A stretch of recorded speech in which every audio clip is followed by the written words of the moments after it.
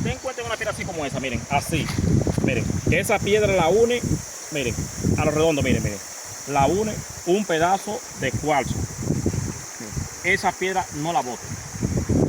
Esa piedra no la boten. Vamos a lavarla para después proceder a romperla, a abrirla por ahí, para que ustedes vean lo que la piedra tiene dentro. Pero miren, entonces observa bien, miren que está alrededor de cuarzo. Esa parte hay que abrirla con mucho cuidado. Hay que abrirla con mucho cuidado, porque si no aparte exactamente dónde vas,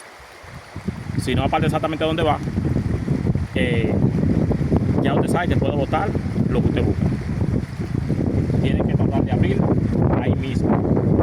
No abrirla por aquí, no, ni por aquí, ni darse a bloco, no, tiene que abrirla ahí mismo, donde está el cuarzo.